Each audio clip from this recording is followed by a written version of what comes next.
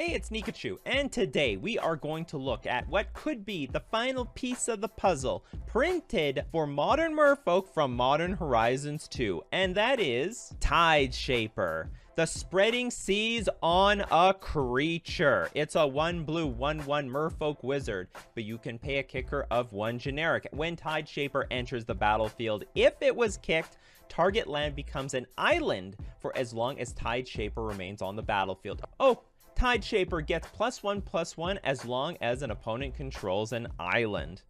Before we go deep into the strategic significance of this card in the Modern Merfolk deck, gotta give a quick shout out to our sponsor, FusionGamingOnline.com. This is where I'm getting all my Modern Horizons singles: Tide Shaper, Richard and Dockhand, Svielen of Sea and Sky. And you better believe I'm using coupon code Nikachu at checkout, supports the channel and gets you 5% off all your purchases.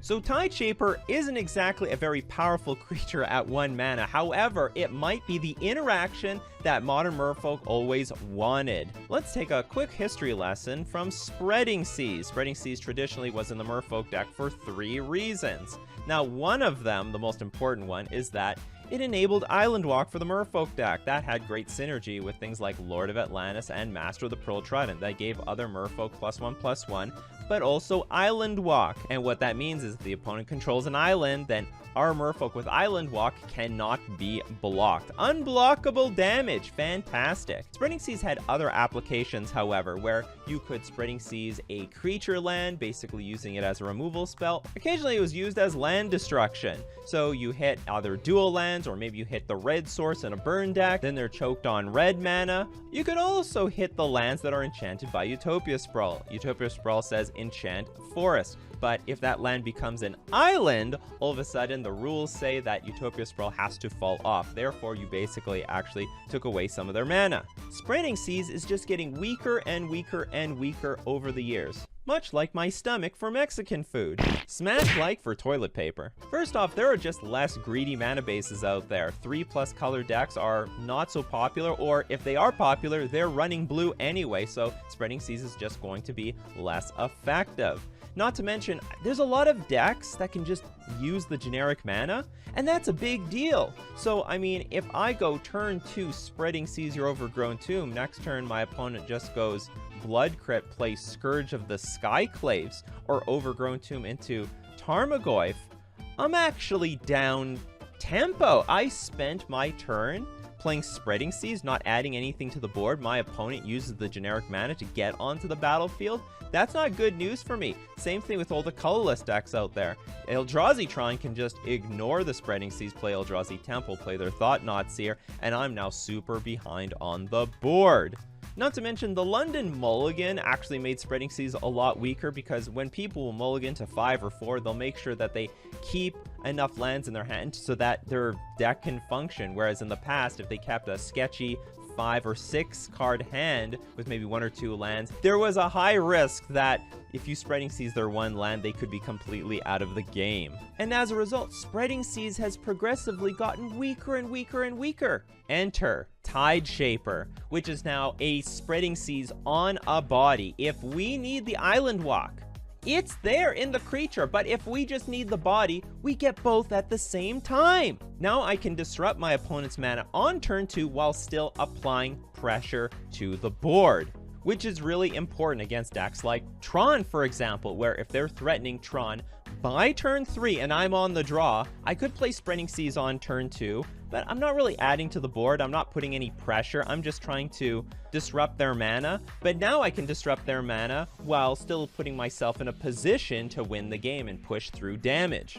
I could say the same thing now against Amulet Titan. I really hate Spreading Seas versus Amulet Titan because of the Karoo lands. Okay, I tap out to play Spreading Seas, hit their Karoo land, and on their turn, they just play another Karoo land, bounce the one with Spreading Seas back in their hand, and they'll play it later. So I didn't actually get anywhere.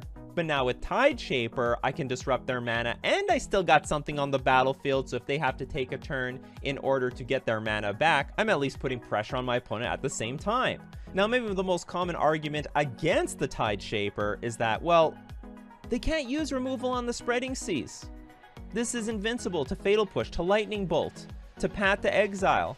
Well, here's the problem with that argument. They were already using their removal on my Island Walk creatures, so I could have the Spreading Seas on the board, but it's completely useless if they're using their removal on the Island Walk creatures, the Lord of Atlantis, the Master of the Pearl Trident. And what I really like about Tide Shaper is that it could potentially overload my opponent's removal, keeping my Lords safe, keeping my Svelin safe, my Master of Waves safe. Instead of my opponent saving their removal for the key threats in my deck, I now have to spend the removal on the creature giving Island Walk, and it will keep my Lords alive, and I'll still have a beatdown strategy. Now let's not forget this card has a mana value of 1. That is fantastic. So I could easily go turn 1 Tide Shaper, turn 2 Lord of Atlantis into Master of the Pearl Trident, into another Lord of Atlantis.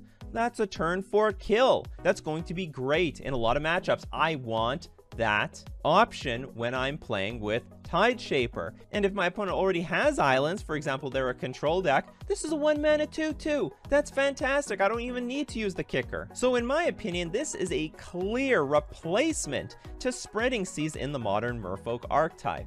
Or is it?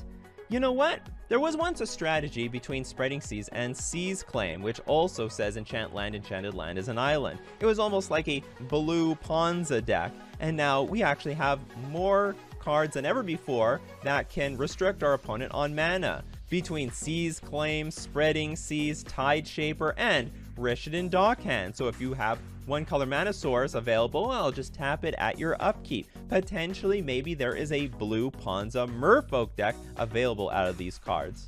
But either way, this is a clear core piece of the Merfolk toolbox. Can't wait to use this. It's definitely going to help apply the pressure against my opponents. Watch out, Merfolk is coming back in 2021 thanks to Modern Horizons. Well, that's my video for today. Are you sleeving up the fishies because of all these new powerful Merfolk cards? Let me know in the comments section below. Smash like for Merfolk, and don't forget to subscribe to my channel, or Wizards will ban Lord of Atlantis.